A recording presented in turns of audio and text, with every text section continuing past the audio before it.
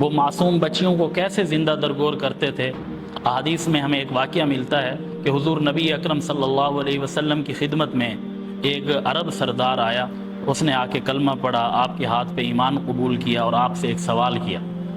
عرض کی کہ یا رسول اللہ، میں حالت کفر میں، زمانہ جاہلیت میں، ایمان لانے سے پہلے میں نے اگر کوئی نیک کام کیا ہو تو کیا اللہ تعالیٰ مجھے اس کا بھی بدلہ عطا فرمائیں گے، اس پر بھی اجر عطا فرمائیں گے؟ حالانکہ کلمہ تو میں نے اب پڑھا ہے، اسلام میں تو میں اب داخل ہوا ہوں، پہلے جو میں نے کوئی نیک کام کیا ہو اس کا اجر مجھے ملے گا؟ تو آپ صلی اللہ علیہ وسلم نے فرمایا کہ تو نے کیا نیک عمل کیا؟ تو وہ عرض کرنے لگا کہ بہت پرانی بات ہے، ایک دفعہ میری 2 اونٹنیاں گم ہو گئی تھیں، میں ان کو تلاش کرنے کے لیے نکلا، صحراؤں کے اندر، جنگلوں کے اندر مارا پھرا، بڑی مشکل سے مجھے وہ دونوں اونٹنیاں مل گئیں۔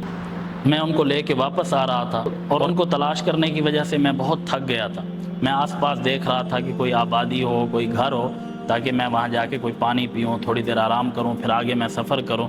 تو مجھے ایک گھر نظر آیا، ایک خیمہ نما گھر تھا، میں وہاں چلا گیا تو ایک آدمی مجھے وہاں ملا، میں نے اس سے پانی مانگا، اس نے مجھے پانی پلایا، مہمان نوازی کی۔ اور یہ مہمان نوازی تو عرب کا کلچر اور دستور تھا، اگرچہ اتنی خرابیوں کے باوجود، جاہلیت کے باوجود، ظلم و ستم کے باوجود بھی یہ مہمان نوازی ایک ایسا فعل تھا جو ان کے اندر موجود تھا، اور وہ مہمان نوازی کو اپنے لیے فخر سمجھتے تھے۔ کوئی ان کے گھر سے خالی چلا جائے، کوئی ان سے ناراض ہو کے چلا جائے، جس کی وہ صحیح میزبانی نہ کر سکیں تو وہ اس کو اپنے لیے عار سمجھتے تھے۔ تو وہ کہنے لگا کہ میں نے اس شخص کو تھوڑا عجلت میں پایا، جلدی میں پایا، تو میں نے اس سے پوچھا کہ کیا بات ہے، مجھے پریشان لگ رہے ہو؟ تو اس نے کہا کہ میرے گھر میں میری بیوی کو بچہ پیدا ہونے والا ہے، ولادت کا وقت قریب ہے، درد ذہ شروع ہو چکا ہے، تو اس لیے پریشانی ہے، بس میں یہ دعا کر رہا ہوں کہ صحیح سلامت کوئی بچہ پیدا ہو جائے۔ اگر بچی پیدا ہوئی، بچی کو میں نے کیا کرنا ہے؟ اس کو میں مار دوں گا یا میں اسے دفن کر دوں گا، وہ میرے کسی کام کی نہیں ہے، لیکن اگر بچہ پیدا ہوا، لڑکا پیدا ہوا،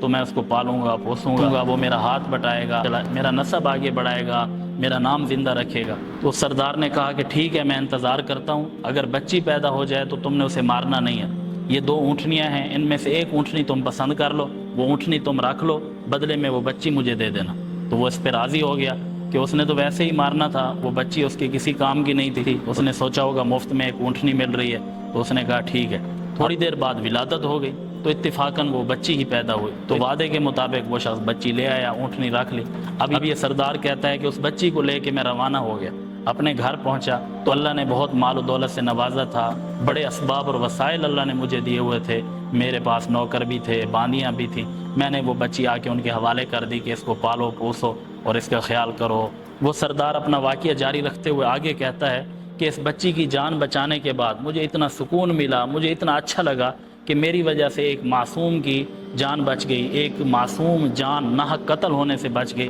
تو پھر میں نے یہ اپنا مشغلہ بنا لیا اور پیشہ اختیار کر لیا کہ میں نکل جاتا آس پاس کے علاقوں میں، جب مجھے پتہ چلتا کہ کسی کے گھر بچہ پیدا ہونے والا ہے، میں ان کے والدین سے ملتا اور بڑے طریقے سے ان سے بات کرتا کہ دیکھو اگر بچی تم نے رکھنی ہے، پالنی ہے، پوسنی ہے تو ٹھیک ہے، اچھی بات ہے، کیونکہ بہت سارے لوگ بچیوں کو پسند نہیں کرتے تھے، ان کو قتل کر دیتے تھے، ان کو زندہ درگور کر دیتے تھے۔ کہتے میں جا کے ان کے والدین سے بات کرتا کہ اگر بچی پیدا ہوئی، تم نے اسے پالنا ہے، پوسنا ہے، رکھنا ہے تو اچھی بات ہے، لیکن اگر تمہارا کوئی اس کو پالنے کا ارادہ نہیں ہے، اس کو مارنے کا ارادہ ہے، نعوذ باللہ، یا اس طرح کی کوئی غلط حرکت کرنی ہے، تو اس سے بہتر ہے کہ مارنے کی بجائے وہ بچی میرے حوالے کر دو، بدلے میں تمہیں ایک اونٹ دے دوں گا، اتنے پیسے دے دوں گا، یا 2 اونٹنیاں دے دوں گا، یعنی جو معاملہ طے پا جاتا۔ پھر اگر بچی پیدا ہوتی تو وہ چیز میں ان کے حوالے کرتا اور بچی کو لے کے آ جاتا۔ اسی طرح میں نے معصوم بچیوں کی جانیں بچانا شروع کی اور میرے پاس کوئی 40-50 بچیاں جمع ہو گئیں، کچھ تو ان میں سے بڑی ہو کے جوان ہو گئیں اور ان کی میں نے شادیاں کر دیں اور کچھ ابھی باقی ہیں۔ تو کیا اللہ تعالیٰ مجھے اس عمل کا بھی بدلہ عطا فرمائیں گے